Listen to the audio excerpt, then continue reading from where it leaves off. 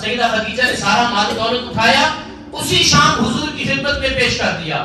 حضور علیہ السلام نے چند ہی دنوں کے اندر وہ فقیروں کے اندر تقسیم کر دیا، یہاں تک کہ سیدہ خدیجہ کے پاس ایک جوڑا کپڑوں کا رہ گیا اور اس پہ بھی پیبند لگے ہوئے تھے۔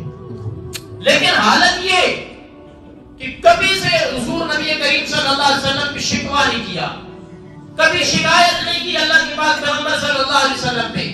شاہ ابی طالب کا موقع آیا اور شاہ ابی طالب کی گھاٹی میں بنو ہاشم کا بائیکاٹ کیا گیا۔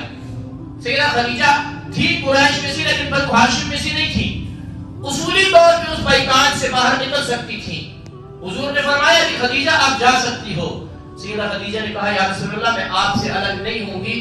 3 سال تک، ایک روایت کے مطابق 2 سال تک بائیکاٹ رہا، ایک روایت کے مطابق 3 سال تک بائیکاٹ رہا۔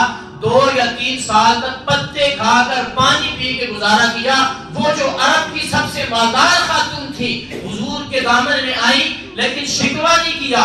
یہ سیرت اگر میری ماں بہن بیٹی کو آج پڑھائی جائے نا، جو شکوہ کرتی ہے دوسرے دن ہی زندگی کی تمام آسائشیں مل رہی ہوتی ہیں، پھر بھی کہتی ہیں کہ میں تو جب سے آئی ہوں میں نے تو یہاں پہ کوئی خیر نہیں دیکھی ہے، میں تو جب سے آئی ہوں میں نے تو یہاں پہ مصیبتیں دیکھی ہیں، میں تو جب سے آئی ہوں میں نے یہاں پریشانیاں دیکھی ہیں۔ مسئلہ یہ ہے کہ ہم نے اپنی بیٹیوں کو، اپنی بہنوں کو، اپنی گھر والیوں کو سیدہ خدیجہ کی سیرت پڑھائی نہیں ہے۔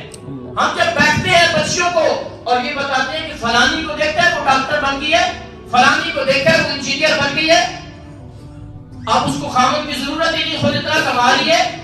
اب جب یہ تعلیم اس کو دی جاتی ہے تو آگے چل کے اس کے ذہن میں جو چیز پڑتی ہے یا یہ بتایا جاتا ہے کہ جاؤ گی تو کوئی مسئلہ ہوا، تیرے بھائی تیرے پیچھے کھڑے ہیں ایسی کی تیسی کر دیں گے تیرے شوہر کی، تو وہ شوہر کی اطاعت، شوہر کی محبت کہاں آئے گی؟